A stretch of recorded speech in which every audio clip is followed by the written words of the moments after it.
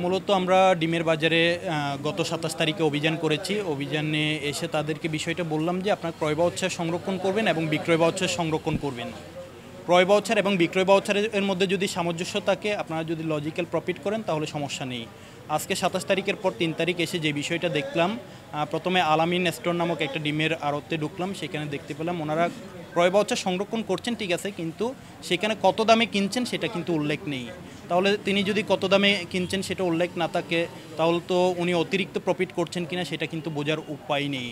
তো তারা আগে এই বিষয়টাও সংরক্ষণ করতো না, এসএমএসের মাধ্যমে তারা একটা রেট নিয়ে বিজনেস করতো। এখন দেখা যাচ্ছে অভিনব পদ্ধতি অবলম্বন করছেন, মানে ক্রয় বাউচারটা সংরক্ষণ করছেন, সেখানে ডিমের পরিমাণ উল্লেখ আছে কিন্তু পার ডিম কত টাকা প্রাইস সেটা উল্লেখ নেই।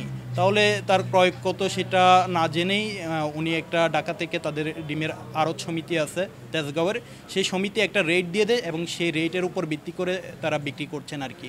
তো তারা যে ক্রয় বাউচার সংরক্ষণ করছেন, ক্রয় বাউচারে যেহেতু আপনার কত দামে কেনা সেটা উল্লেখ নেই, তাহলে আমাদের যাচাই করতে সমস্যা হচ্ছে। সেই বিষয়টা আমরা এনশিওর করতে বলেছি, তারা যেন ক্রয় বাউচারে পার ডিম কত টাকায় কেনা সেটা উল্লেখ করেন, সেই বিষয়ে আমরা দিক নির্দেশনা দিয়েছি। ওই প্রতিষ্ঠানকে আমরা সতর্কতামূলক ২০,০০০ টাকা অর্থদণ্ড করেছি। এরপরে এই প্রতিষ্ঠানে এসেছি, সেম চিত্র, এই প্রতিষ্ঠানকে আমরা ১০,০০০ টাকা সতর্কতামূলক অর্থদণ্ড করেছি। তারা আমাদের কথা দিয়েছেন ভবিষ্যতে ক্রয় বাউচার রাখবেন, সেখানে হচ্ছে পার কোয়ান্টিটি ডিম কত টাকা প্রাইস সেটা উল্লেখ থাকবে, সেটা আমাদের নিশ্চয়তা দিয়েছেন।